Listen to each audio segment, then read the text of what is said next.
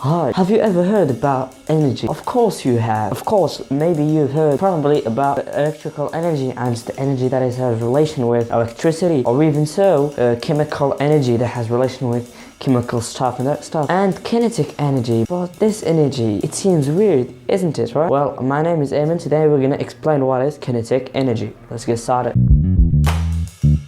In brief, kinetic energy is the energy that has relation or related to motion, to movement. For instance, to better understand this energy, imagine with me a man standing on the top of a mountain, right? That man is going down right now from that mountain with a certain speed. Let's say the velocity is 5 meters per second. He's moving, right? It means that he has some kind of kinetic energy. So if we want to calculate this kinetic energy, we apply the next formula. Ke it equals 1.5 times the mass times the velocity squared. And this is how you can get the kinetic energy. For example, here we're gonna times 1.5 times 70 kilogram, and here's the mass of that man, times 25, and 25 is 5 squared. So this is how you can get the kinetic energy, and the mass should be in kilogram, the velocity meter per second, and the energy is always gonna be in joule. This energy has always some connections or some relations with potential energy, and the potential energy is the energy that is related to position. For instance, let's go back to that beautiful mountain and to that man. This man is now standing in his place in the top of the mountain, but he's not going down, he's gonna stay right there. So he has some kind of potential energy. Why? Because he's standing and he's not moving, and as we said, it has relation with position, so he has some kind of position. But if we want to calculate this potential energy, we apply the next formula. Pe it equals to the mass times the gravitational acceleration times the height. Here the height, for example, is 5 meters, so we're gonna times 70 kilograms times 9.8 times 5, and the result is gonna be in joule, of course. So that's the difference between potential and kinetic energy, and there is a certain I don't know how to say it, a certain connection and relation between these two energies. Imagine with me a ball standing in the top of a mountain. Now the ball is going down from that mountain with a certain speed. When the ball was in the top of the mountain, it has some kind of potential energy, but when it starts moving, the potential energy starts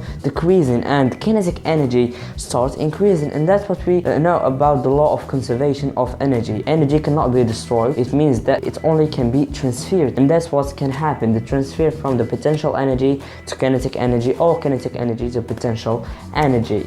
And like you see in this example, the kinetic energy transfer to the potential energy, and the potential energy at the same transfer to kinetic energy.